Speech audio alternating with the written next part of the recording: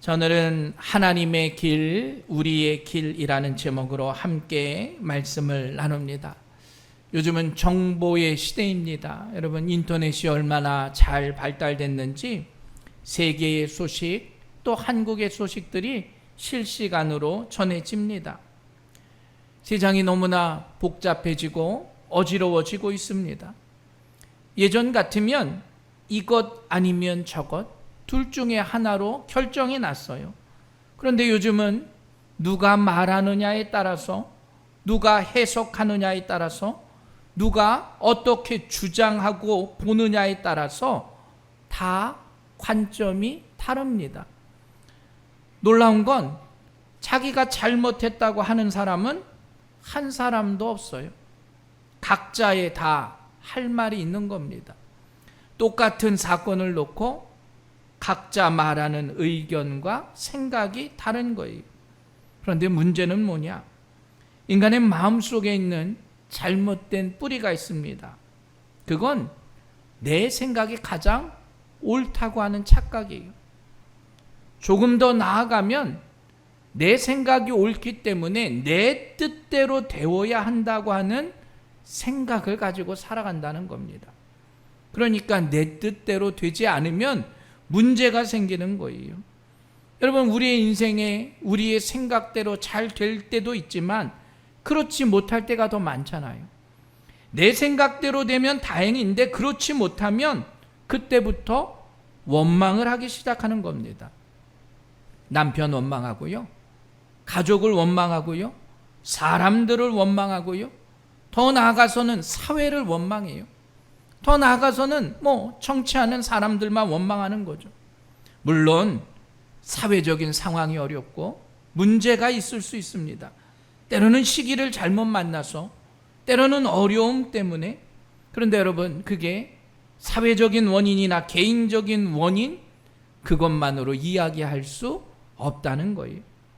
실은 우리가 하루하루 살아가면서 하나님의 역사적인 지금까지의 섭리하심을 보면서 우리 믿음의 성도들은 그것을 기억하고 생각해야 합니다.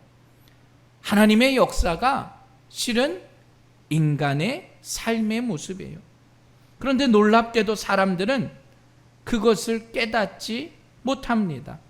내 뜻대로 되지 않으면 문제가 있다 생각한다는 거예요. 자, 오늘 8절 말씀 우리 다 같이 한번 읽어보도록 하겠습니다. 시작. 이는 내 생각이 너희의 생각과 다르며 내 길은 너희의 길과 다름이니라. 여호와의 말씀이니라. 하나님께서 말씀하시는데 하나님의 생각이 너희들의 생각과 다르다는 거예요. 하나님의 길이 너희의 길과 다르다는 거예요. 성경에서 말하는 하나님의 생각의 두 가지의 특징은 바로 그겁니다. 하나님의 생각이 우리의 생각과 다르다. 우리가 신앙생활 하면서 가장 빠지기 쉬운 오류가 바로 그겁니다. 내가 믿음 안에서 잘 생활하고 내가 신앙생활을 잘하는데 내가 가지고 있는 소원이 하나님이 기뻐하시는 소원이라 생각한다는 거예요. 내가 바라는 것이 하나님도 바라시는 것이다 생각하는 겁니다. 여러분, 물론 그럴 수 있겠죠. 우리가 주의 일을 감당하면 그럴 경우도 많이 있습니다. 그런데 그게 항상 그렇지는 않다는 거예요. 그래서 우리가 조심해야 합니다. 인간이 아무리 고상한 생각을 하고 아무리 거룩한 삶을 살아간다고 생각을 하면서 내가 가고자 하는 일들을 내가 계획해요. 그런데 그게 내가 아무리 거룩한 생각을 한다고 해도 그게 하나님의 생각일 수는 없다라는 거예요. 아무리 우리가 거룩한 삶을 살고 거룩한 생각을 해도 하나님의 그 거룩한 생각을 우리가 이해할 수 없다는 거예요. 그럼 어떻게 우리가 하나님의 생각을 이해할 수 있겠습니까? 성경에서는 죄에 대한 정의를 이렇게 말해요. 요한일서 3장 4절에 보면 죄를 짓는 자마다 불법을 행하나니 죄는 불법이라. 여기서의 불법, 아노미아라고 하는 건 무법이라는 뜻입니다. 무법은 법이 없다라고 하는 게 아니에요. 내가 법이다라고 하는 게 무법이에요. 내 마음대로 하는 게 불법이고 무법이라는 겁니다. 그러니까 자기가 법이고 자기가 마음대로 사는 것, 그걸 성경에서는 뭐라고? 죄라고 이야기한다라는 겁니다. 여러분, 내가 법인데 내 뜻대로 돼야 되잖아요. 근데 내 뜻대로 되지 않으면 그때부터 문제가 생기는 겁니다. 불법을 저지르는 거예요. 분노하고 원망하고 불평하는 것. 내 뜻대로 되지 않으니까 아내에게 화를 내요. 내 뜻대로 되지 않으니까 자녀들에게 분노합니다. 직장이나요? 사회나요? 세상의 모든 환경에 자신에 대한 모습을 다 풀어내요. 여러분, 요즘 시대가 어떻게 됐어요? 바로 그런 불법의 무법의 시대예요. 여러분, 뉴스를 한번 보세요. 얼마나 흉악한 일들이 많이 일어납니까? 문제들이 생기면 자신의 화를 이기지 못해서 죄를 저지른 거예요. 그런데 더 놀라운 건 바로 그겁니다. 나는 그렇게 죄를 짓지 않는 것처럼, 믿음의 성도들은 그렇게 하는 것처럼 살아가지만 실은 우리도 마찬가지예요. 내 뜻대로 되지 않으면 하나님 원망해요. 신앙생활 잘 하다가도, 아니 하나님 왜 내 뜻대로 하지 않으십니까? 하나님 안 믿겠다는 거예요. 성경은 그런 사람을 뭐라고요? 죄인이다 말하는 겁니다. 여러분, 하나님의 생각과 내 생각이 같을 수가 없어요. 같아야 되는 것이 아니에요.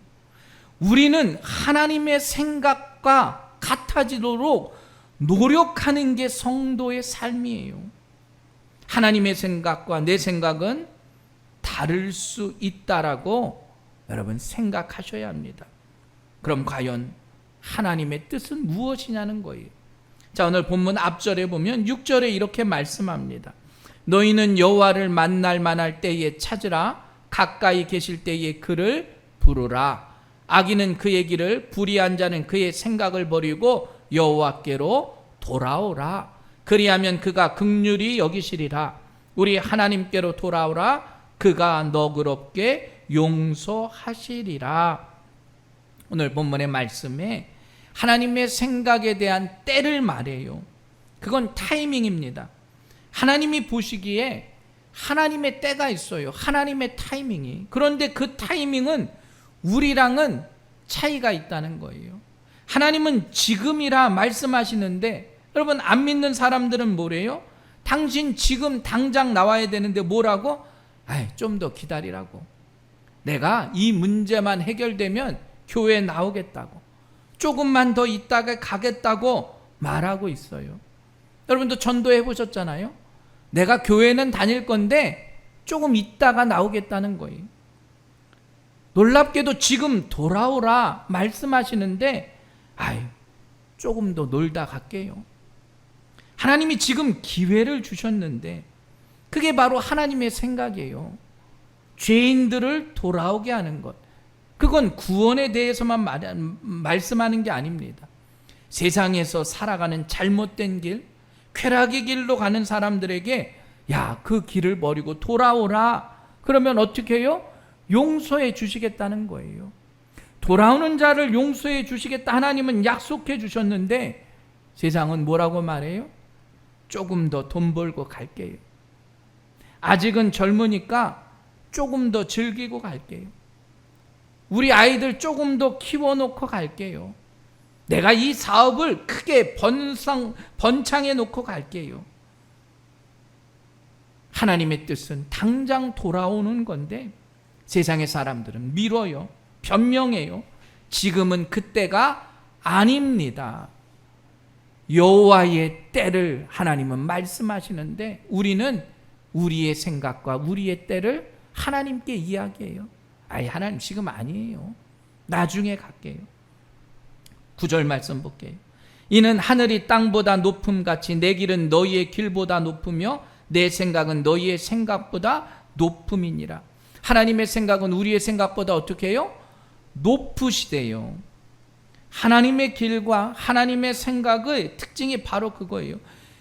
우리의 생각과 우리의 뜻으로는 판단할 수가 없어요. 우리의 생각보다 우리의 뜻보다 훨씬 높으세요. 이해할 수 없는 게 하나님의 생각입니다. 여러분, 성경 안에서도 그런 일들이 많이 나와요. 예를 들면 나사로의 죽음의 사건이에요. 예수님이 너무나 사랑했던 나사로가 어느 날 죽으려고 합니다. 여동생인 마리아와 마르다가 예수님께 사람을 보내요. 뭐라고 이야기하나? 예수님 빨리 와주세요. 요한복음 11장 4절, 예수께서 들으시고 이르시되 이 병은 죽을 병이 아니라 하나님의 영광을 위함이요 하나님의 아들이 이로 말미암아 영광을 받게 하려 함이라. 지금 나사로가 심히 죽을 병에 걸렸어요. 그런데 예수님이 너무나 친한 마리아와 마르다가 예수님, 우리 오라비가 죽게 생겼으니까 빨리 오세요. 그런데 예수님이 뭐라고 얘기해요? 야, 그거 죽을 병 아니야. 이틀이나 더 머물러 계세요. 마리아와 마르다의 입장에선 가슴이 타들어가요. 1분 1초가 급한 겁니다. 피가 말라요. 그런데 예수님이 먼 곳에서 늑장 부리고 계신 거예요. 아니, 빨리 오셔서 우리 오라비를 고쳐줘야 되는데. 그럼 그리고 나사로는 어떻게 해요? 결국 죽습니다. 그리고 예수님이 그 베다니에 도착하셨을 때 나사로가 죽은 지 나흘이 돼요. 나흘이. 시체가 썩는 냄새가 날 정도였다 말해요. 자, 요한복음 11장 21절, 마르다가 예수께 여짜오되 주께서 여기 계셨더라면 내 오라버니가 죽지 아니하겠나이다. 이 요한복음 11장 32절, 마리아가 예수 계신 곳에 가서 배웠고 그 발 아래 엎드려 이르되 주께서 여기 계셨더라면 내 오라버니가 죽지 아니하였나이다. 여러분, 마리아와 마르다가 예수님께 가서 말 하소연하는 거야. 예수님이 여기 계셨으면 우리 오라버지가 죽지 않았을 거 아닙니까? 여러분, 믿음의 사람 마리아 마르다가 똑같이 예수님께 말씀하는 거예요.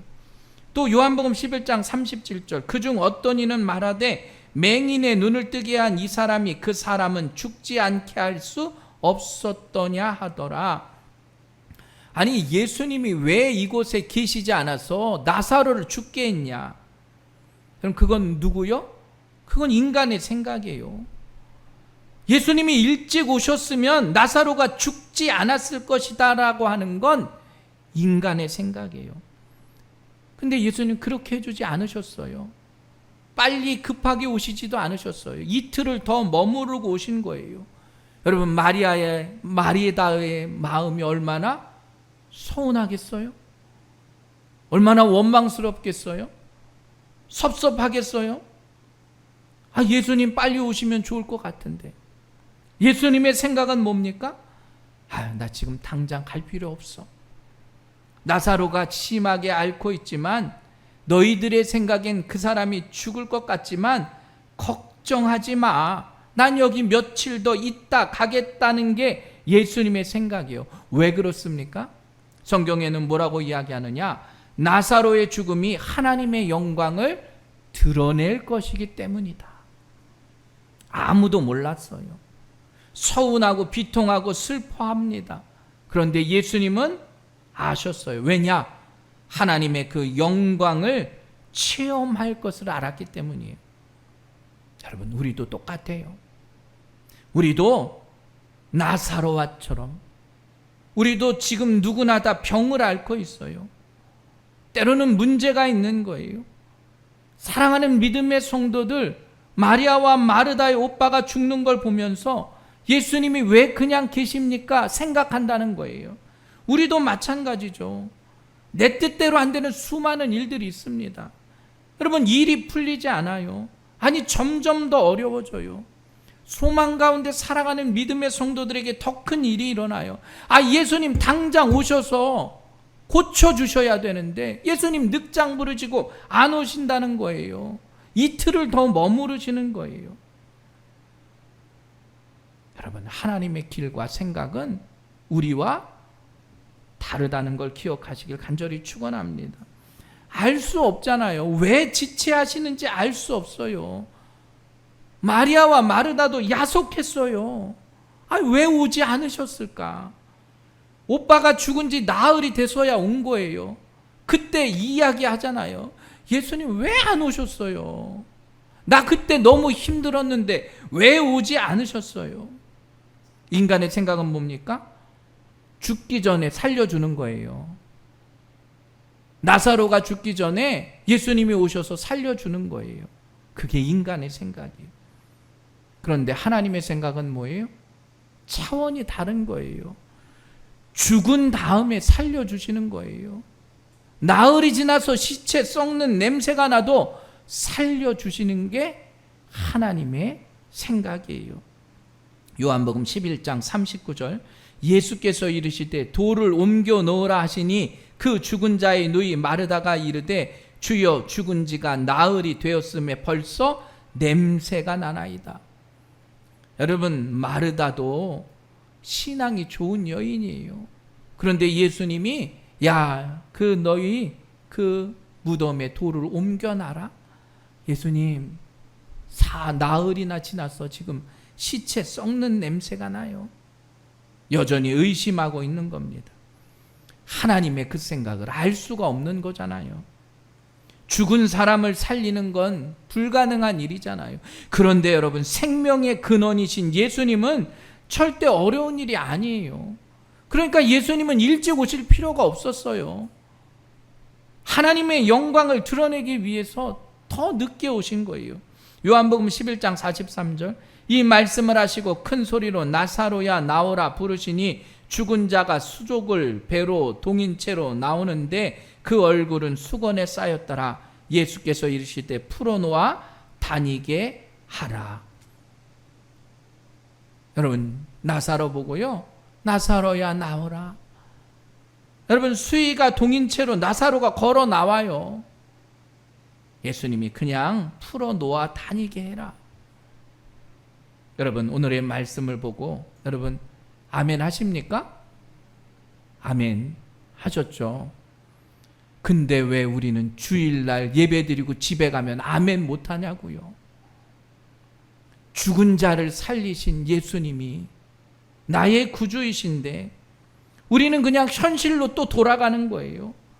마리아와 마르다처럼 내가 신앙이 있다고 이야기하지만 예수님 빨리 와서 우리 오라비를 고쳐주세요. 우리도 똑같이 예수님을 내 생각으로 가두며 살아가고 있다는 거예요. 하나님의 길과 생각은 나보다 훨씬 높아요. 하나님의 길과 생각은 인간의 생각으로는 알 수 없어요. 여러분, 신앙의 가장 큰 어려움이 어디서부터 나오느냐? 여기서부터 시작되는 거예요. 나는 믿음 안에 잘 살아가는데, 나는 신앙 안에 잘 생각하고 있는데, 마리아와 마르다처럼 예수님 왜 안 오시냐고요. 빨리 오셔서 우리 오라비를 살려주셔야 되는데. 여러분, 마리아와 마르다의 마음이 어땠을까요? 그 나흘 동안 예수님 얼마나 원망했겠습니까? 예수님 어떻게 그러실 수가 있어요? 딴 사람도 아니고요. 우리는 교회의 일꾼인데요. 나는 교회의 중직인데요. 나는 그래도 지금까지 신앙생활 열심히 했는데요. 왜 우리 오라비를 그렇게 했을까요? 여러분, 우리는 하나님의 생각과 거꾸로 가고 있어요. 하나님의 계획하심과 그 은혜를 다시 한번 기억하며 살아갈 수 있는 여러분들 되시길 간절히 축원합니다. 그건 하나님의 영광을 위함이라 말했어요. 뭐냐? 하나님께서 우리에게 가장 큰 은혜를 허락하시는 것 중에 하나가 바로 구원이에요. 구원. 우리를 구원하시기 위해서 그 모든 일들을 하나님은 이루시고 이끄셔요. 또 그 구원을 받은 우리 믿음의 성도들이 성장하길 원하세요. 성숙하길 원한답니다. 하나님의 그 강권적인 역사로 우리를 이끄셔요. 그런데 생각해 보세요. 하나님의 그 역사와 우리의 생각은 때로는 충돌해요. 자녀가 잘 되기를 바라는 건 부모의 공통적인 마음이에요. 그런데 여러분, 부모의 마음대로 자녀가 잘 자라집니까? 아니에요. 충돌해요. 하물며 인간의 생각도 같을 수가 없고 다른 거예요. 자녀들이 제멋대로 살고 인생을 망치면 부모의 마음이 얼마나 아프겠어요. 돌아오길 원하는 거예요. 하나님께서 지금 믿음의 성도들에게 말씀하는 게 바로 그거예요. 야, 너희들 세상에서 돈의 노예가 되지 말고 쾌락적인 거 추구하지 말고 경건하게 살아가라. 물론 살아가기 어렵지만 그걸 이겨내는 게, 때로는 손해를 보는 게 그게 바로 하나님의 생각이에요. 그런데 우리는 그 생각이 어떻게 해요? 부담스러운 거예요. 은근히 저항하는 겁니다. 하나님 뜻대로 살아가기를 마음속으로는 알고 있는데 때로는 거부하기도 해요. 예수를 믿는다고 하면서도 정작 하나님의 생각에 순종하지 않는다는 거예요. 여러분, 우리의 자녀들도 마찬가지잖아요. 내 뜻대로 되길 원하지만 거부하고 떠나버려요. 우리의 마음도 잘 기억해야 합니다. 하나님의 그 생각이 나의 생각이 될 수 있도록 우리는 순종해야 된다는 사실을 여러분 모두가 기억하시길 주님의 이름으로 간절히 축원합니다. 그런데 그 순종의 마음이 있기 전엔 마음에 부담이 있어요. 마음에 거부감이 있는 거예요. 아이, 더운데 교회에 나와서 왜 헌신하고 봉사해요? 실은 힘든 일이잖아요. 그런데 그 모든 것들은 하나님의 계획하심과 섭리라는 거예요. 순종하길 원하는 자에게 하나님은 더 큰 은혜를 더하여 주십니다. 그런데 신앙생활 하다 보면 순종도 내 기준에 맞춰서 적당히 해요. 아, 여기까지만 하면 좋겠네. 여기까지만 해도 이해해 주시겠지. 여러분, 그건 온전한 순종이 될 수 없습니다. 그건 불순종이에요. 하나님의 자녀의 순종은 전적인 순종이에요. 하나님 앞에 전적으로 모든 걸 맡기며 순종할 수 있는 우리 새생명교회 성도들 되시길 간절히 축원합니다. 그러한 자들에게 사명을 주시는 거예요. 그러한 자들에게 사명이 있기 때문에 우리는 순종의 마음을 가지고 나아가는 겁니다. 여러분, 우리 새생명교회 믿음의 성도들 전적인 순종을 통해서 모든 것이 합력하여 선을 이루는 우리 새생명교회 성도들 되시길 주님의 이름으로 간절히 축원합니다. 자, 10절 말씀부터 우리 한번 읽어보도록 하겠습니다. 시작. 이는 비와 눈이 하늘로부터 내려서 그리로 되돌아가지 아니하고 땅을 적셔서 소출이 나게 하며 싹이 나게 하여 파종하는 자에게는 종자를 주며 먹는 자에게는 양식을 줌과 같이 내 입에서 나가는 말도 이와 같이 헛되이 내게로 돌아오지 아니하고 나의 기뻐하는 뜻을 이루며 내가 보낸 일에 형통함이니라. 하나님께서 우리에게 합력하여 선을 이루게 해주시겠다 약속하셨습니다. 그러면서 뭐라고 말씀하느냐? 비가 내려서 열매를 맺고 곡식을 우리에게 주는 목적을 이루지 않고 근원으로 되돌리지 않겠다라는 거예요. 하나님의 말씀은 하나님의 생각대로 이루신다는 거예요. 하나님은 결코 그걸 되돌리지 않으신다라는 거예요. 여러분, 하나님의 생각은 그 뜻을 정하면 바꾸지 아니하세요. 다른 방법으로 다른 생각을 통해서 이루십니다. 8절에 그래서 내 생각이 너희의 생각과 다르며 내 길은 너희의 길과 다름이니라. 여호와의 길은 당신의 생각을 분명히 이루시는 거예요. 그리고 우리는 그 여호와의 길을 깨달아야 합니다. 만약에 그걸 깨닫지 못하면 하나님의 길을 알지 못하는 거예요. 내 길로만 간다는 거예요. 하나님의 생각대로 하는 것이 하나님의 방법이고 하나님의 길입니다. 그런데 아까 말했듯이 이것이 우리의 생각과는 일치할 수 없다는 거예요. 아닐 때가 많다는 겁니다. 그래서 많은 사람들은 불순종하는 거예요. 항상 기도하라, 쉬지 말고 기도하라, 범사에 감사해야 되는데 항상 불순종하고요, 쉬지 않고 불순종하고요, 범사에 불순종해요. 여러분, 신앙의 길은 어려운 길입니다. 고통의 길이고 가시밭과 같은 길이에요. 그럼에도 불구하고 하나님은 그 모든 것들을 통해서 선을 이루고 계십니다. 그 선을 이루시는 하나님, 그 하나님과 우리가 충돌해서는 안 된다는 거예요. 순종하기 힘들 때 우리가 해야 할 기도가 있어요. 주님 뜻대로 하옵소서. 예수님이 십자가상에서 하셨던 기도예요. 주님의 뜻이 중요한 거예요. 어떠한 반항이나 불평이 아니라 주님의 뜻을 이루어드리는 우리 새생명교회 성도들 되시길 간절히 축원합니다. 그러기 위해서는 어떻게 해야 되느냐? 하나님의 생각과 내 생각을 공감할 수 있도록, 하나님의 생각을 내가 공감해야 해요.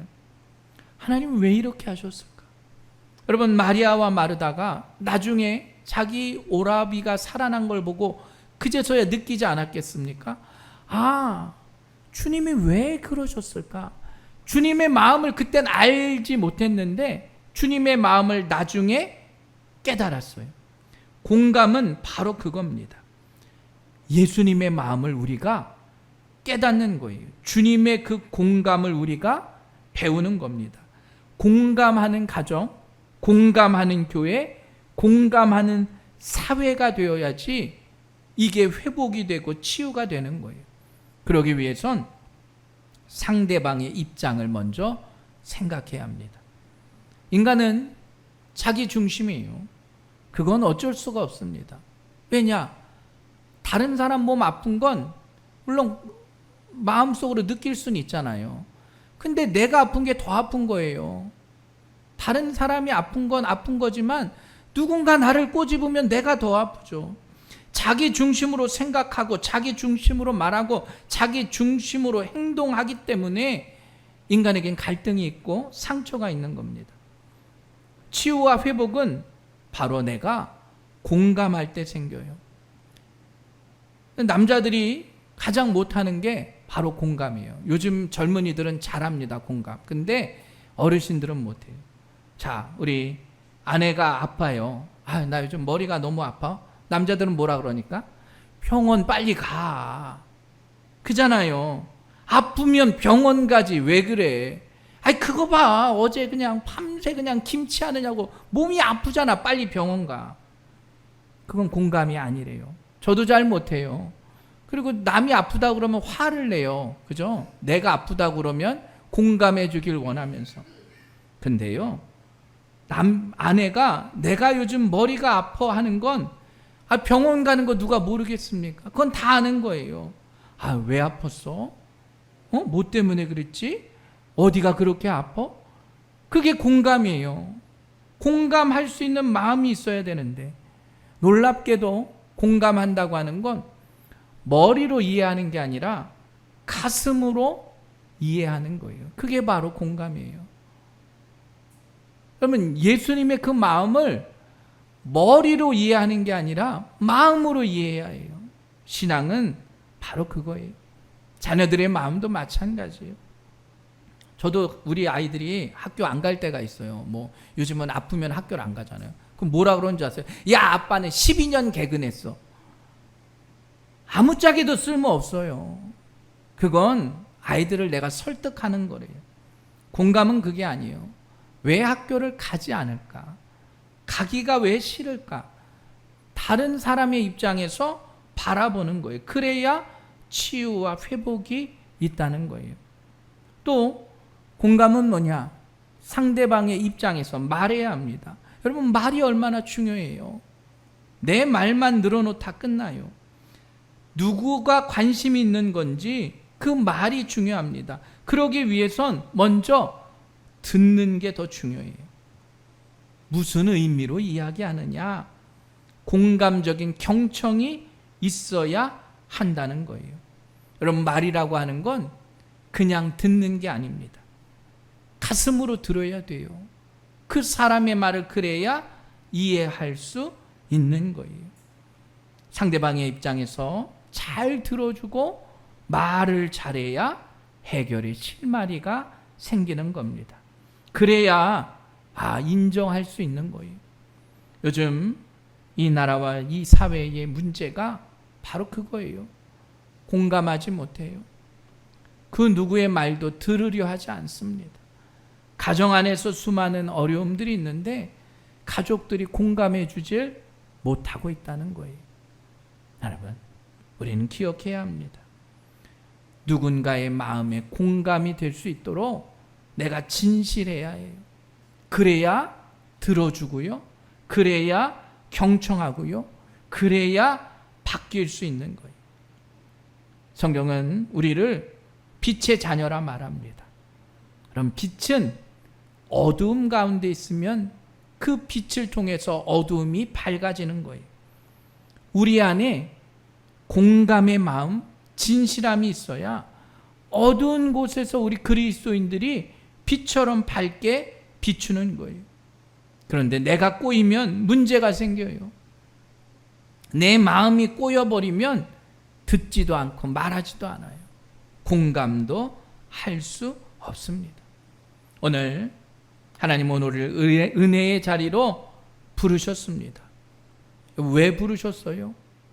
마리아와 마르다처럼 예수님, 우리 오라비 살려주세요. 예수님한테 항의하라고 여러분 부르셨을까요? 아니에요.